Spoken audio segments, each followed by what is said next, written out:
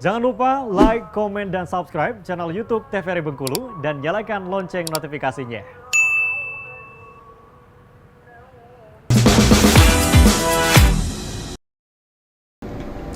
Terima kasih pemirsa Opini, kita kembali lagi ngobrol bersama dengan Adidam Siregar di sini yang akan membahas satu hal yang sangat menarik sekali yang bisa dibilang ini jarang sekali anak-anak muda yang ingin melakukan seperti yang sudah Adidam bersama teman-temannya lakukan. Mungkin ada, tapi apakah bisa bertahan lama ya? Kalau dari barbel ini, Adidam dan juga teman-teman sudah terbukti dari 2018. Benar. Start awalnya sampai detik ini pun masih tetap berjalan dan volunteernya pun juga bertambah banyak. Iya, betul. Luar biasa sekali. Nah, barbel ini kan awal pertama kali itu fokusnya ke bahasa Inggris. Mungkin juga dari Adidam juga yang pengajar fokusnya dulu ke bahasa Inggris. Akhirnya bidangnya ke bahasa Inggris. Kalau sekarang kan sudah mulai banyak nih. Banyak sekali. Bukan hanya bahasa Inggris. Mungkin pendidikan mata pelajaran yang lain juga ada nih. Iya, betul. Nah, otomatis kan teman-teman ini perlu seperti tenaga pengajar, terus juga metode pengajarannya seperti apa nih, Di? Jadi kita dulu itu mungkin sekitar setahun awal barbel terbentuk itu kita masih belajarnya bahasa Inggris sama bermain Scrabble. Jadi ada kayak media belajar untuk belajar bahasa Inggris tapi pakai media game board gitu kan. Nah lama-lama kita waktu udah mulai ke desa, kita kan ada ngobrol sama anak-anak, kita diskusi. Ternyata mereka butuhnya bukan cuma bahasa Inggris nih. Mereka butuhnya kayak mereka bilang kita butuh untuk soft skills Kak gitu kan. Atau kita kan sekolah pertanian, kita butuh metode cara menanam yang baik gitu. Akhirnya kita berdasarkan curhatan mereka, kita di next batch-nya kita buka sesuai sekolahnya butuhnya apa. Jadi dicarilah volunteer yang sesuai kebutuhan sama adik-adik ini. Betul. Akhirnya kita open recruitment. Nanti para volunteer itu mereka akan memberikan proposal ke kita. Misalnya saya mau jadi guru soft skills, saya bisa bikin gelang. Nanti yang dibutuhkan cuma A, B, C, D, E. Nanti anak-anak benefitsnya apa. Nah nanti kalau kita pikir ini bagus dan bisa diimplementasikan dan memberikan benefit yang oke ke anak-anak, kita terima, kita bikin kelas membuat gelang gitu-gitu. Jadi dari Adi dan juga teman-teman tetap selektif nih untuk volunteer. Iya, betul. Jadi bukan hanya sekedar mau cari yang soft skill. Jadi siapa ini yang bisa jahit, ajak langsung. Iya benar. Harus sesuai juga. Benar. Gitu. Wah, keren. Banyak nih yang ikut ternyata sampai sekarang. Kalau sampai sekarang nih, sudah berapa banyak sih volunteer di barbel? Kita nyebutnya apa nih? Volunteer atau tenaga pengajar nih? Ngomongnya tuh pengangkat barbel. Oh, pengangkat barbel. Oke. Pengangkat barbel. Jadi kalau orang yang hanya dengar sepintasnya taunya, wah isinya atlet semua. Iya benar, ini kayaknya fitness nih. Iya. Mana yang punyanya gede lagi kan? Betul. Jadi makin percaya orang-orang, wah ini memang benar-benar orang yang hobi nge-gym ini isinya. Bener. Jadi kalau mengangkat barbel itu kita banyak. Ada yang untuk domisili Bengkulu Enggano, ada yang di Jakarta Jawa Barat, ada di Sulawesi Barat, sama di Sumatera Utara. Oke, berarti sudah bukan hanya di Bengkulu ini. Jadi dari Bengkulu kita melebar kemana-mana. Wah keren.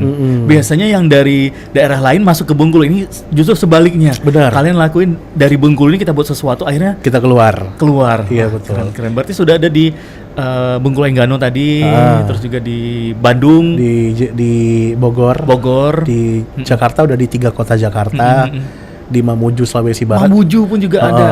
Sama di Sumatera Utara ada 3 tempat di Tongging, Padang Sedempuan, sama Tapanuli Selatan. Gitu. Oke. Wah keren. Berarti ini sudah ratusan ini volunteernya. Iya, kayaknya udah mungkin 120-an ada sih untuk volunteer. Kalau anak-anaknya kita kayaknya udah nyampe 2000-an mungkin kita yang udah kita ajarkan ke anak-anak. Oke. Wah keren banget ini. Saya kira ini hanya barbel ini di Bengkulu saja. Ternyata sekarang penyebaran sudah luar biasa sekali. Berarti secara keseluruhan terpusatnya ini di Bengkulu. Oke, berarti kalian misalnya ada teknik pengajaran yang baru seperti apa atau seperti apa ini meeting Zoom seperti itu. Betul. Atau kalau misalnya ada teman-teman dari luar Bengkulu yang mau mengadopsi belajar barbel bagaimana, atau mereka mau misalnya Kak kita mau bikin barbel di tempat tertentu. Nanti mereka akan hubungi, kita berikan coaching, kita berikan media yang cocok apa, nanti mereka yang eksekusi kita juga datang ke sana. Oke. Nah, kalau dari teknik pengajaran seperti apa sih yang Barbel ini kerjakan untuk adik-adik? Selain tadi ada metode permainannya juga, Scrabble itu. Saya ingat lagi Scrabble zaman kecil sering main tuh. Bener ya? Iya, tapi sering hanya beberapa kata-kata bisa stuck saja. sudah. Karena kan bahasa Inggris kan. Bener.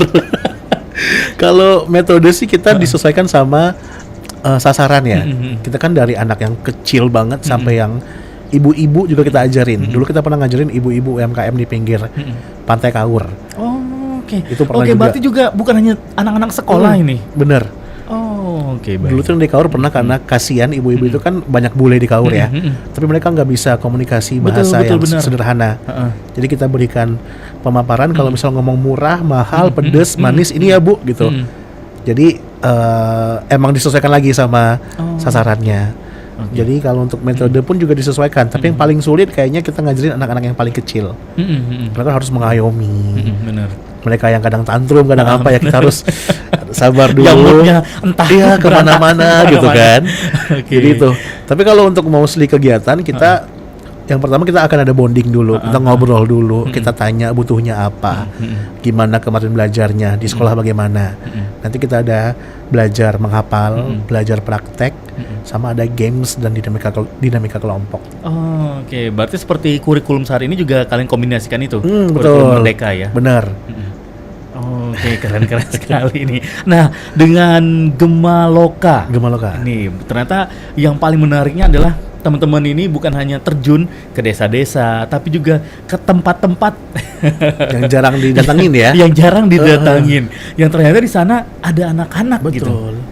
Oke, kenapa terinspirasi akhirnya? Ayo, bisa kita sebut adalah lokalisasi. Benar, gitu. lokalisasi. Nah, kalian terjun ke sana dan bisa dibilang ini adalah zona yang sangat jarang sekali ya didatangin. Betul. Karena juga merupakan zona yang mungkin agak private ya. Betul. Yang datang juga nggak boleh sembarangan gitu kan. Ataupun kalau datang bakal ditanya tuh mau ngapain ke sini gitu-gitu. Ada portalnya banyak gitu kalau di sana. Jadi kita tuh ada satu teman, satu volunteer yang tinggal di sana dari dia SMA. Jadi dia memang tinggal di sana. Mereka sekeluarga berjualan nasi di sana, punya warung juga. Jadi mereka udah lumayan sering interaksi sama anak-anak dan warga di lokalisasi. Nah, akhirnya mereka bilang nih, di sini tuh banyak banget anak-anak yang nggak sekolah. Ada anak-anak yang putus sekolah atau yang terlambat sekolah. Karena banyak faktor. Ada yang memang orang tuanya mungkin, mohon maaf, tidak memperdulikan pendidikan sebagaimana mestinya. Betul. Itu. Atau yang kedua, mungkin ekonomi, karena mereka mikir ya lebih enak uangnya untuk biaya sehari-hari untuk makan daripada untuk sekolah gitu kan. Sama ketiga, akses yang jauh sekali. Itu kan dari depan, dari jalan raya ke dalam itu jauh dan jalannya sangat jelek. Itu kalau pakai motor, kalau nggak hati-hati bisa jatuh itu. Betul.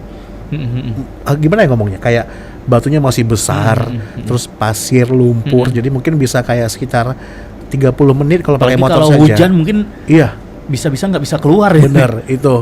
Jadi di dalam itu juga nggak ada sekolah, nggak ada perpustakaan, nggak ada ruang berkembang, nggak ada ruang belajar di sana. Jadi kita akhirnya memilih tempat ini sebagai sasaran kita. Kita tanya sama Pak RT-nya, kita tanya sama keluarganya siapa yang mau untuk ikut belajar. Itu pun juga ada kontroversi sebenarnya. Ada orang tua yang di tengah-tengah pelajaran dijemput anaknya. Ayo pulang ngapain kesini, kata dia gitu. Ayo pulang. Miris benar kita lihat sebenarnya. gitu ya. Tapi mungkin karena memang mereka tidak berfokus pada pendidikan untuk anaknya di masa depan nanti. Mereka mungkin fokusnya ya anak aku harus hidup aja sekarang gitu. Mungkin untuk makan aja lah gitu. Gimana kan. cara untuk bertahan hidup gitu. Tapi ternyata kan hal itu kan juga sebenarnya bisa kita perbaiki dengan cara memperbaiki edukasi tadi kan. Benar. Jadi kita perbaikilah dari edukasi anak-anaknya. Siapa tahu nanti anak-anaknya bisa berkembang literasinya, punya semangat belajar, sama bisa mengubah pandangan orang tuanya. Betul. Untuk belajar. Oke, ini di tahun berapa nih? Di tahun ini? Oh, tahun ini baru Iya. sudah masuk ke sana ya? Iya, kita Oktober sampai November.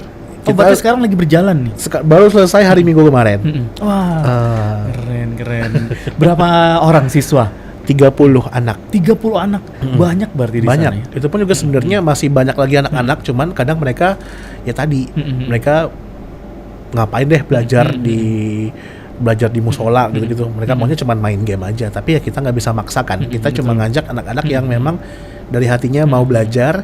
Nah, kita support, kita push mereka di sana. Oke.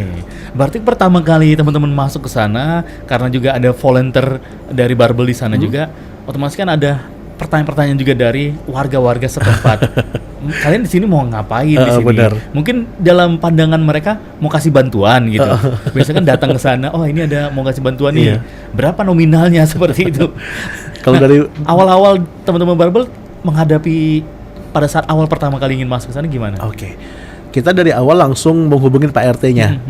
Dari Pak RT kita berikan pemahaman, Pak RT kita mau memberikan pengajaran, nanti benefitnya apa-apa, anak-anaknya akan bisa apa-apa. Kita akan memberikan sesuatu juga ke anak-anak. Jadi dari awal memang kita tekankan, kita berikan benefits untuk anak-anak, bukan untuk oke lah, mungkin untuk orang tua dan keluarganya akan dapat benefit nanti di masa depan setelah anak-anaknya bisa menaikkan literasi mereka secara tidak langsung. Cuma yang langsungnya kita berikan ke anak-anak. Jadi mohon difasilitasi. Nah, ternyata Pak RT-nya sangat support sekali di sana. Bahkan Pak RT-nya bilang kalau bisa tiap hari deh kata dia. Oke. Karena itu tadi ngelihat banyak anak-anak juga yang belum sekolah, tidak sekolah di sana. Karena kan juga ya tadi nggak ada sekolah, nggak ada perpustakaan, nggak ada ruang untuk belajar sama-sama. Jadi anak-anak kerjaan cuma main ke pantai, jajan. Mungkin juga ada yang orang tuanya jualan, jualan makanan, minuman, bantu orang tua. Iya, cuma itu aja kerjaannya. Hanya sebatas itu saja gitu. Sayang sekali akhirnya pendidikan mereka harus terbengkalai. Betul. Oke, dan ini akan berlanjut lagi. Ini mudah-mudahan akan berlanjut kalau untuk yang di Gemaloka ini. Nanti kita akan menunggu untuk hasil evaluasi dulu. Nanti kalau misalnya baik dan mereka butuh penambahan informasi dan pembelajaran, kita berikan lagi. Oh, oke, luar biasa sekali ini, sangat menarik juga nih untuk fokusnya terjun ke satu tempat zona yang memang jarang untuk disentuh ya. Kalau kita ke sana mau ngapain? Iya, benar. Oke, yang pasti untuk Anda pemirsa jangan kemana-mana ya. Kita akan break lagi. Kita akan tunggu iklan yang kalian beberapa saat ini. Jangan kemana-mana, tetap di Opini